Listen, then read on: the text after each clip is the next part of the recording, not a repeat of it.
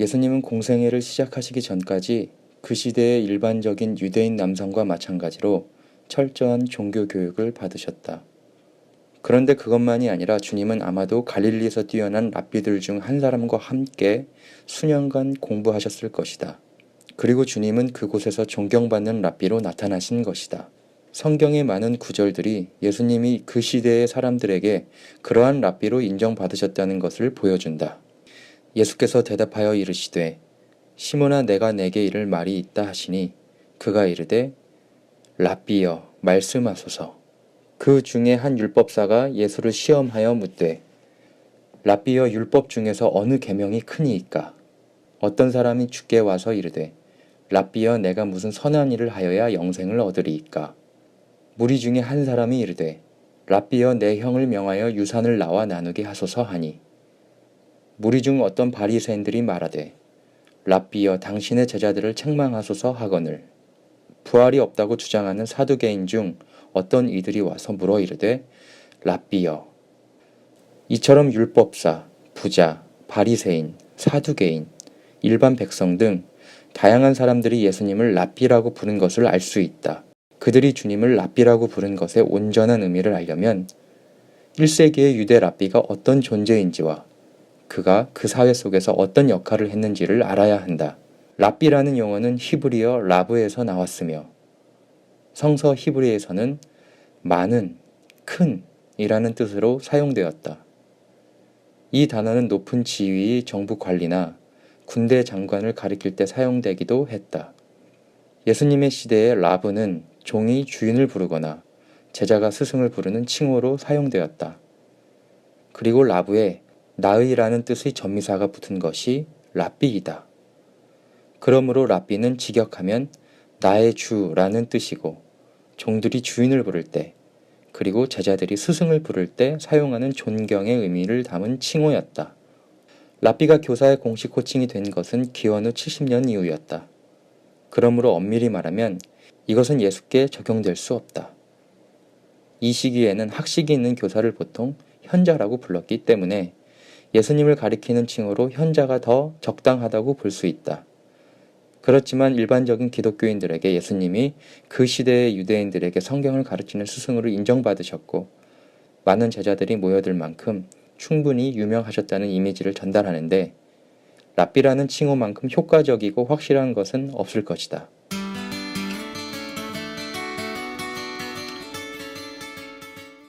예수님은 복음서에서 1세기의 전형적인 현인 또는 유대 랍비로 분명하게 묘사된다.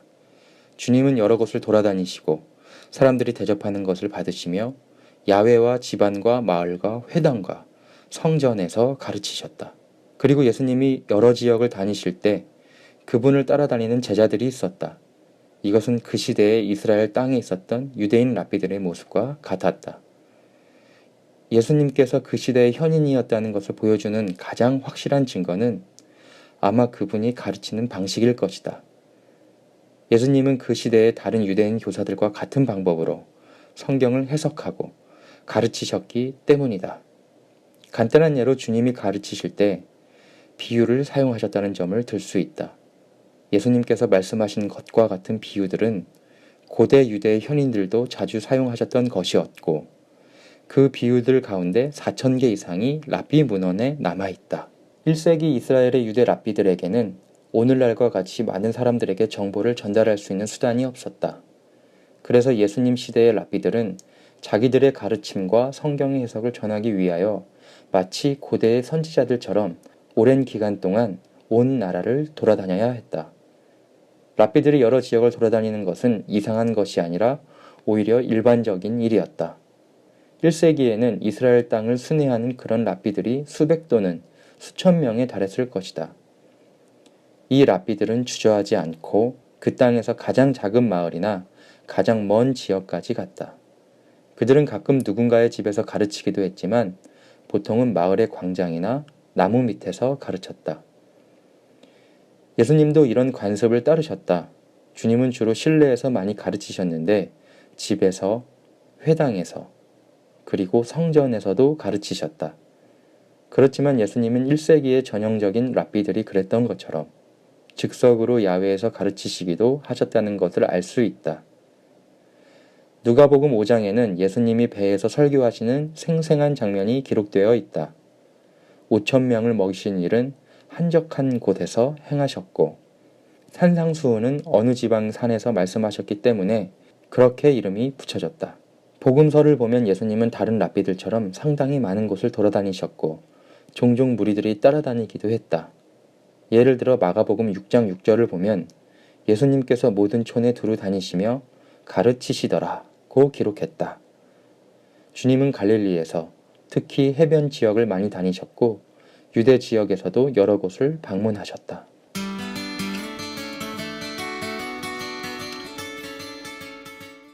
랍비 문헌에는 랍비들이 돌아다니며 가르치는 동안 그들이 성경을 가르치는 일로 돈을 받는 것을 금하는 내용이 많이 나온다. 이런 금지 명령으로 인하여 거의 모든 랍비들이 상업 활동을 했다. 그들은 서기관으로 일하거나 샌들을 만들거나 가죽 세공을 하거나 빵을 굽는 일 등을 했다.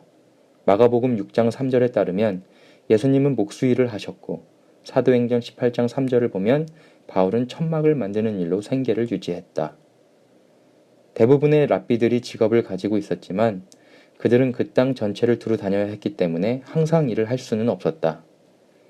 순회하는 랍비들은 어느 곳이든 그에게 제공된 장소에서 오래 머물지 않았기 때문에 쉽게 가게를 열거나 할 수가 없었다.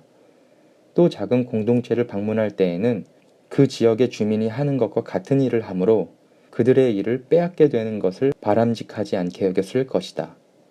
그리고 랍비와 동행하는 많은 수의 제자들이 할 일을 찾는 것도 쉽지 않았을 것이다. 그래서 랍비와 제자들은 어쩔 수 없이 그들이 방문하는 지역 사람들이 제공하는 것에 의지해야 했다. 랍비가 한 공동체에 머무는 기간은 며칠에서 몇 주 또는 몇 달 정도였을 것이다. 랍비들이 토라를 가르치는 것으로 돈을 받지는 않았지만 대부분은 공동체에서 자신과 제자들을 위하여 장소와 음식을 제공받았다. 예수님도 제자들이 밖에서 가르치실 때 집주인이 그들에게 필요한 모든 것을 제공해야 한다고 생각하신 것 같다. 한 예로 예수님은 제자들을 파송하시면서 음식이든 돈이든 아무것도 가져가지 말라고 명령하셨다.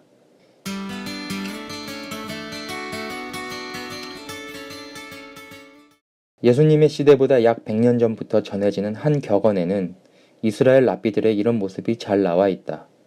이것은 예수님의 사역에 대한 묘사이기도 하다. 내 집이 현인들을 위한 모임의 장소가 되게 하고 너는 그들의 발에 있는 먼지를 뒤집었으며 너는 그들이 하는 말을 갈급해하며 들어라.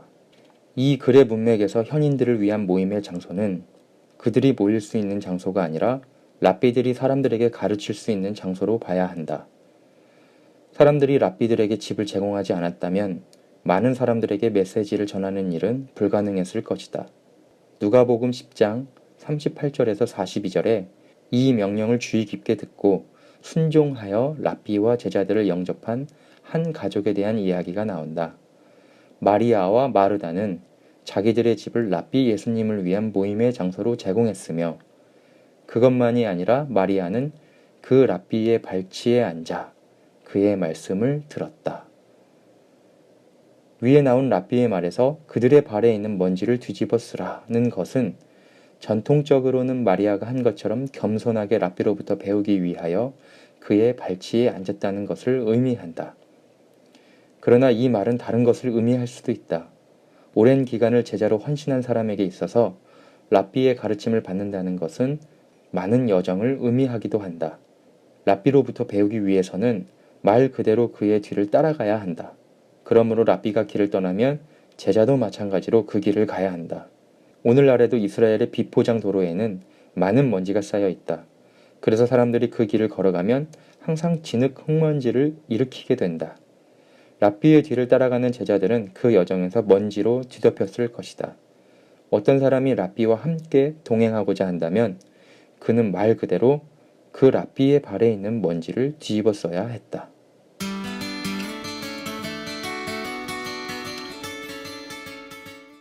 랍비들은 더 많은 사람들이 토라의 멍에를 메고 하나님의 뜻을 따라 살도록 인도하는 일에 진심으로 관심을 기울였다.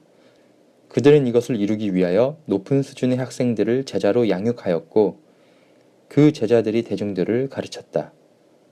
많은 사람을 제자로 삼는 것은 미시나에 기록된 가장 이른 시기의 새 격언 중 하나이고 이것이 랍비의 가장 높은 부르심이었을 것이다. 랍비는 주로 많은 수의 제자들을 택하여 훈련시키지만 오직 두세 명의 제자에게만 온전한 가르침을 전하고자 했다. 사도 바울의 스승인 가말리엘에게는 1000명의 제자들이 있었다는 기록이 있다. 예수님께서도 항상 함께 다니는 제자들이 많이 있었다. 우리는 예수님으로부터 특별한 훈련을 받은 핵심 멤버인 12제자를 알고 있다. 그러나 이들만이 주님의 제자는 아니었다. 예수님은 다른 사람들도 자기를 따르도록 부르셨다. 마태복음 8장 19절에서 어떤 사람이 선생이여 어디로 가시든지 저는 따르리이다 하고 말했다. 그는 어쩌면 별 생각 없이 쉽게 이 말을 했을 것이다. 예수님은 그가 그렇게 말한 뒤에 치러야 할 대가에 대하여 경고하셨다. 누가복음 9장 59절에서 62절에서는 제자가 되려는 두 사람이 예수님의 부르심에 답하기 전에 가족의 중요한 의무를 행하기 위하여 허락을 구하자 주님으로부터 책망을 받았다. 예수님은 부유한 사람도 제자로 부르셨는데 그에게 제자가 되기 전에 그의 재물을 버리라고 하기도 하셨다. 누가복음 19장 37절은 예수님의 생애의 거의 마지막에 예루살렘으로 들어가실 때 그분의 제자의 온 무리가 함께 했다고 기록했다. 예수님이 십자가에 못 박히신 후에 예루살렘에 남아있던 갈릴리 제자의 수가 120명이었다는 것을 보면 이 온 무리가 얼마나 큰 규모인지 짐작할 수 있다. 예수님의 12제자는 그들의 스승과 함께 수년 동안 열심히 배우고 실제적인 훈련을 받았다. 그 후에 그들은 모든 민족을 제자로 삼고 예수님의 가르침을 전하기 위하여 보냄을 받았다.